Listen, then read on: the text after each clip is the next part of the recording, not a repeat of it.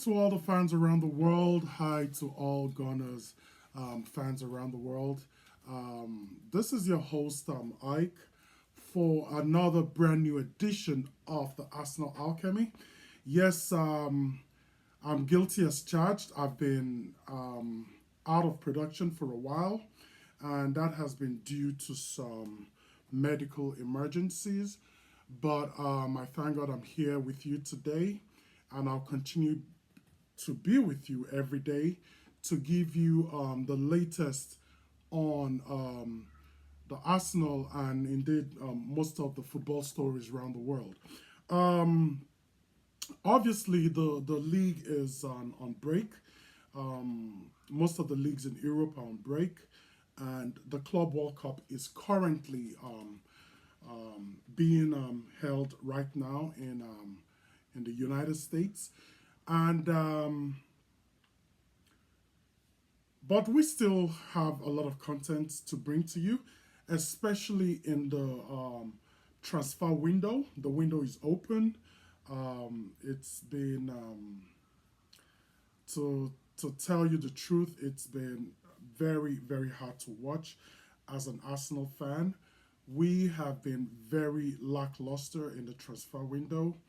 We don't seem to make up our mind on the players we really want, and even if we make up our mind, we are so slow in getting these deals done, and that has caused a lot of frustration amongst the fans. The fans are frustrated, they're pissed, they don't understand why Arsenal, whom you could argue needed a bolstering of the squad more than any other team in the Premier League, especially in the striking department. You look at teams like Liverpool. Liverpool won the league. They have brought in about three top players already. The only deal we can say has been done in Arsenal is the Kepa deal from Chelsea. Even that, I'm not even 100% sure it's 100% completed, but that's the only deal I can think of we've completed. The Zubimendi deal we thought was wrapped up in January. Apparently, it wasn't even close. You know, so I did some digging on my own and decided to know what is going on with Arsenal in the transfer windows. You know, you have two world class strikers in Benjamin Sesko and Victor Gyökeres, but we have been, it's like I said earlier, it's been a hard watch.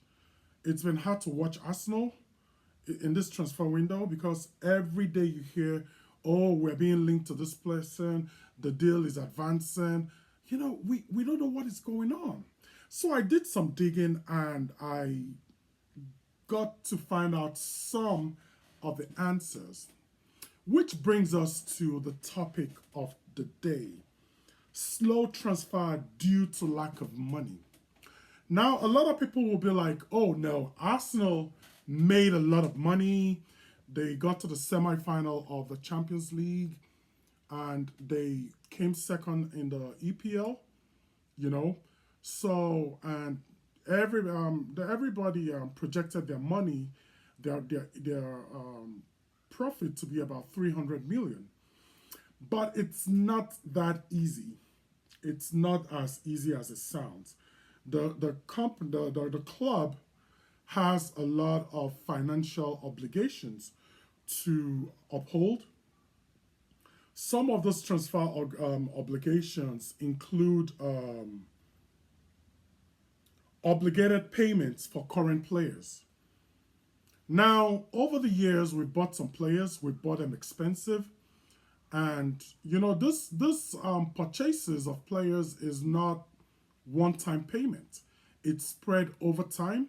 Like now, we are obligated to West Ham to pay £34 million, which will be the final payment for the purchase of Declan Rice. Yes, we have to pay that this summer. That is a lot of money leaving the coffers. £34 million. We are still paying for Urin Timber. We are still paying for Kai Havertz. Remember, Kai Havertz joined us from Chelsea for about 66 million pounds. We are still paying Chelsea for that. We're still paying the Mikel Merino. Yep, he came last season for about 28 million pounds or 29. I can't really, but he came around that. We're still paying for Calafiori. We are still paying for David Raya. We are still paying for David Raya. If you add up all this transfer obligations, it's going to put a hole in the Arsenal pocket to about 70 million pounds. Now, that's the first reason I feel they are stalling on deals. That's the first reason why I think they're stalling on deals. Obligated players, payments for current players to their various clubs. Because these deals are not one-time payment. Like I said, there's a spread over time. And one of those, we are paying some of them this summer. And it's going to put a hole in our pocket to about 70 million pounds. Now, the next issue is the players' wages. Arsenal is one of the highest paying clubs in Europe. If you look at our payments, our payroll, you find out that a lot of players earn high wages. Now, I compared our high wages to Liverpool's. We pay way more than Liverpool. Even though Liverpool have a Mo Salah on 350, the next person that earns high in Liverpool is Virgil van Dijk. He earns 220. Those are the only two players that earn above 200. Those are the only two players that earn above 200. But in Arsenal, we have 5 players that earn above 200. We have Kai Havertz. He earns about 280. We have Gabriel Jesus. He earns about 265. Declan Rice earns about 240. Odegaard earns 240. Thomas Partey earns about 210, about that, So we got 5 players that earn over 200. That's a lot. Now, we have 15 players that earn about 100 and more. Liverpool has 8 players that earn 100 and more. The rest are on 80, 85. You look at Luis Diaz. Luis Diaz earns 55. That's a world-class player. Luis Diaz earns 55. Endo earns 50. Now, we have a big, a lot of players earn over $100,000 benchmark. A lot of them earn over that. That is a lot. That is 15 players with over $100,000 per week. 15 players. 5 players earn over 200. So then about 8 players earn less than $100,000 a week. Then the Nwaneries and the Miles Lewis Kelly, they earn very low because they don't have proper contracts drawn up yet for them.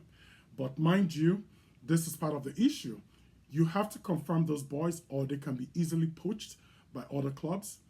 And by the time you offer them contracts, they'll be on about 40, 50 a week. They're going to add to the wage bill.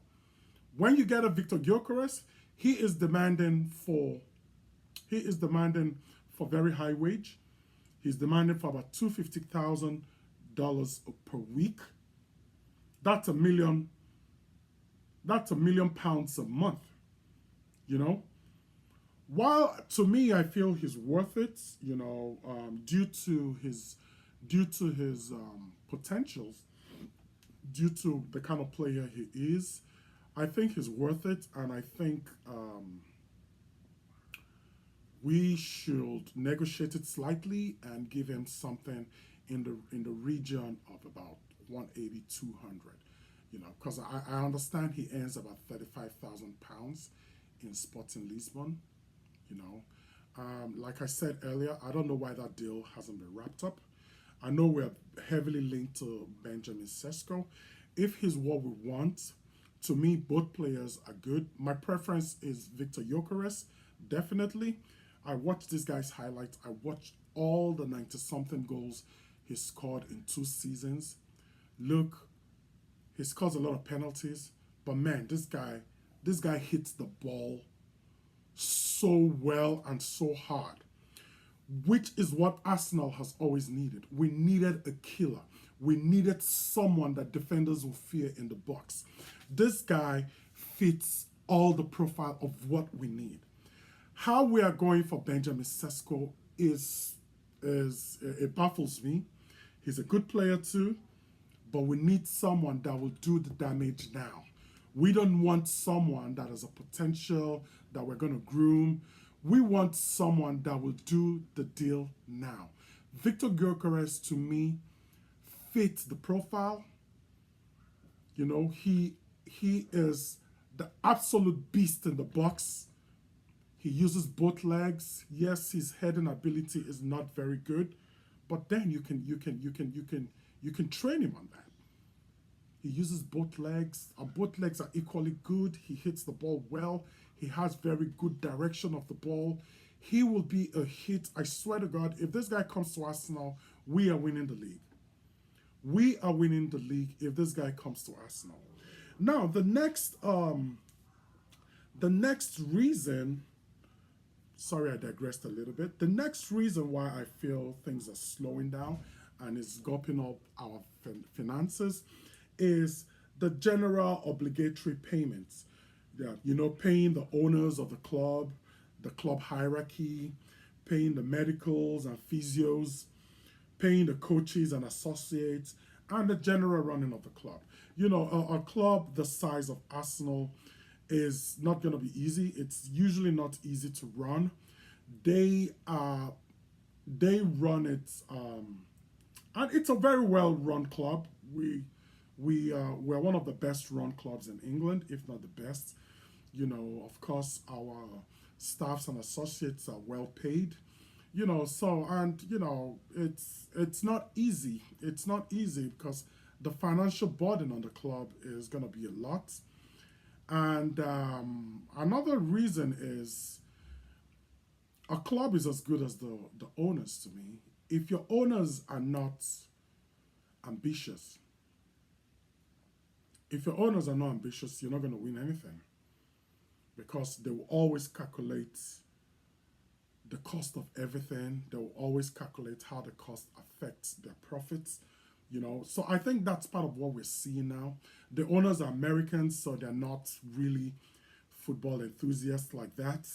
Of course they want us to win things, but they wouldn't want to go that to the full length. They wouldn't want to go the extra mile to making sure we get the right kind of players. That kind of Abramovich kind of owner.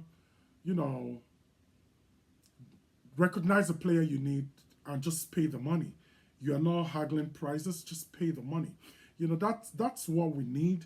And unfortunately, we don't have owners like that. We have owners that, they do plus and minuses and, they check everything. Oh, how is this going to affect us? We're not making money. We've been so close to winning the Premier League. At least the last season we weren't close. Let's be factual. We came second, but we weren't close.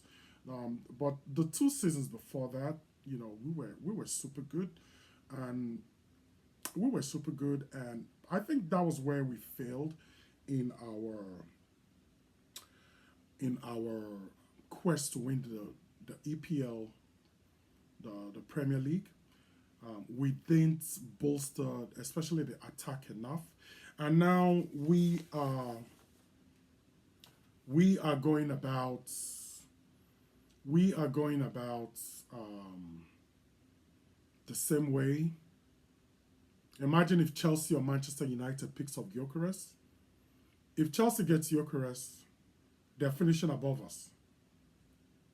If Chelsea gets Gyökeres, they are finishing above us. I heard Liverpool is going for Isak. They're going all out for Isak. And from what I hear Isak is open to the move. It's going to put Newcastle in a very bad situation, but Liverpool is smelling blood. They want to go back to win the league again and to win the Champions League. They've already gotten Florian Wirtz and they paid £115 million for Florian Wirtz from Bayer Leverkusen. While I think I know Florian Wirtz, he's a very good player. I don't think he's worth that money, and I don't think he's as good as people hype him up to be. I watched Germany versus Portugal in the Nations League Cup, and he was overrun. He was overrun, and in that midfield, he didn't have an impressive game. Yeah, you can't judge him for that game. But I've watched other games, especially this last season. Florian Wirtz did not show up. He didn't. He was, to me, just a bit above average.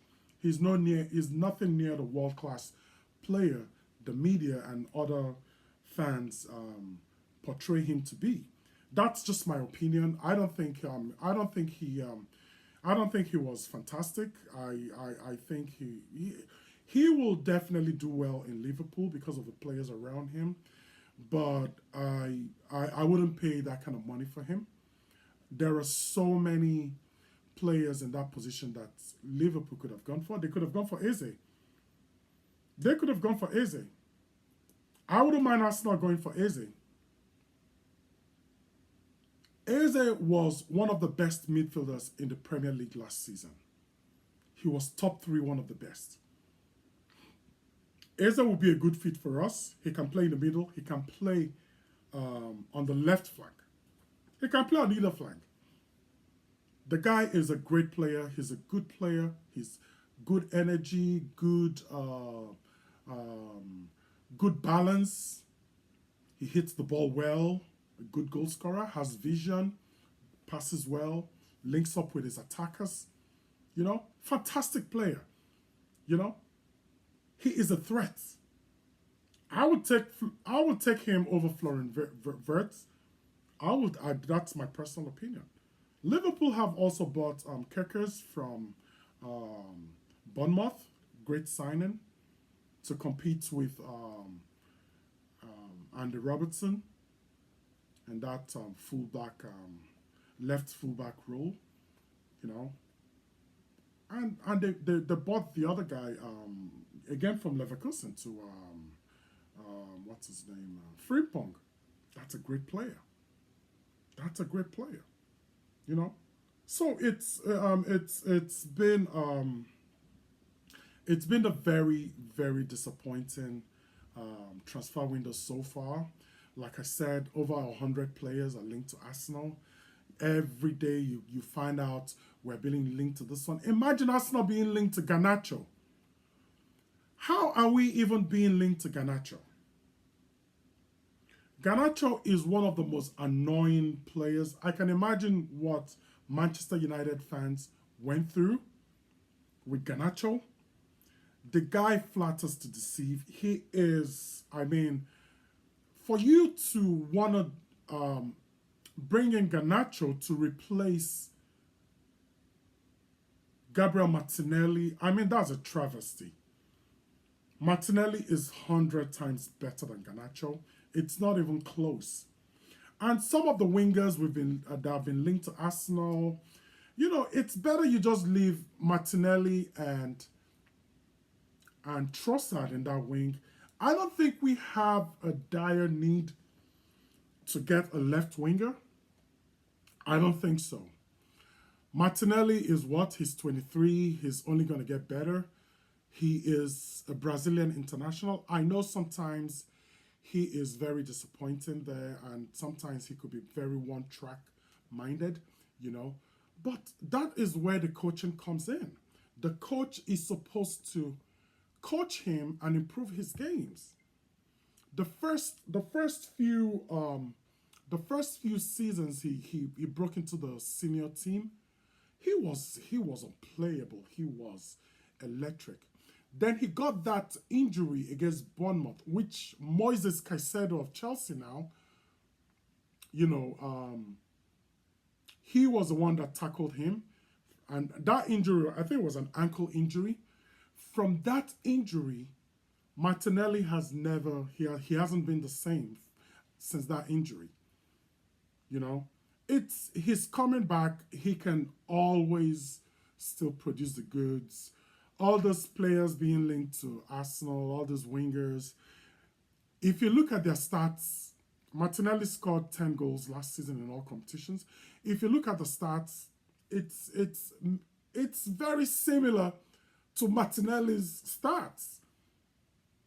You know, it's very similar to Martinelli's stats. So why do we want to go spend that kind of money in getting someone else? When you have a good player, on the flanks, Trossard can come in from the bench. If things are not working with Martinelli, Trossard can come in from the bench and do the good. And he has done that so many times. I don't think that position needs so much. We need Martinelli's space. And don't forget, Martinelli tracks back. Martinelli works his socks off. He is so hardworking.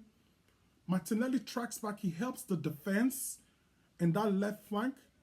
You know, I remember what the Real Madrid goalkeeper said after we played them. He said all their attackers track back. Courtois. He said all their attackers in Arsenal, they all track back. Saka tracks back on the right. Martinelli tracks back on the left, and they help the defense. And they have a proper structure in defense. This is part of what will Rodrigo do all this tracking? Rodrigo is good,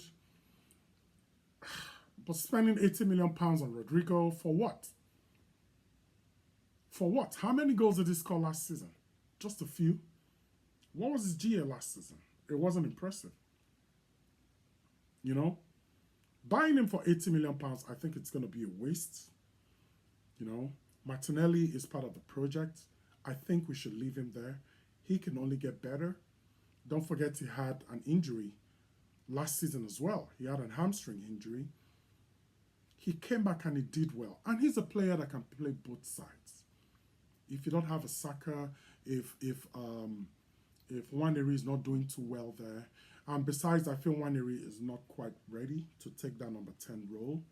I've seen him play the number 10 role last season, and he was easily dispossessed of the ball a lot of times. It was a lot of times, and I was very frustrated with him. The good thing he possesses is that, you know, reliable left foot, and he can shoot. But in terms of pressing, picking up the passes, he is not quite there yet. But he's learning. He's just 18. So we're going to be very, very careful with him. I'm very happy for him to be in the squad, you know. So, yeah. So, like I said earlier, these are some of the factors I feel is slowing down our transfer market. And it's driving the fans crazy. It's driving everybody crazy, including me. I wake up every day hoping to see breaking news. Arsenal have agreed a deal with Sporting Lisbon. You know, that's the fun of the transfer window. I just wake up and I see, oh, the talks are advancing. We are being linked to, imagine we're being linked to Laporte today. Then another news is Thomas Partey might just be leaving. Zubimendi comes in, and I feel if Thomas Partey leaves, that will be a very that will be so much pressure on Zubimendi and Declan Rice in that midfield, and I think we will be thin in that position. Um, I don't know. I don't know. The whole thing has just been a mess. The whole transfer window has been a mess. Um, you know, I'm not impressed. I'm not impressed. You know, but the good thing is it's still early days in the transfer window. Hopefully, something can be achieved before the window ends. But we would rather we get someone earlier um, so we can get someone at least before the preseason games start, so that whoever comes in can integrate into the team better, know your teammates, play well with your teammates. Develop a chemistry with your teammates. That is what we want. And with that, we will conclude today's episode of the Arsenal Alchemy. Like I said, I'm happy to be back after quite a long hiatus out, but I promise it's gonna be a daily affair. I will always record every evening around 7 p.m. US time, I have to say.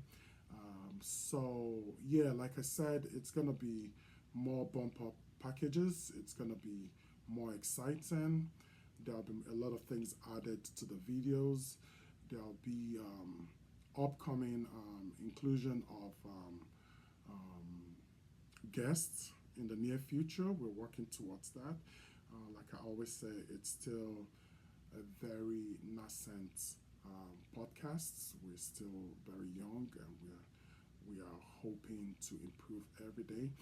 And by the way, if you like this show, if you like what you've watched so far, do subscribe and like the video. If you want to interact on the comment section, do interact on the comment section, and I'll be here always to interact with you. And for that, we come to the end. And for that, have a nice day.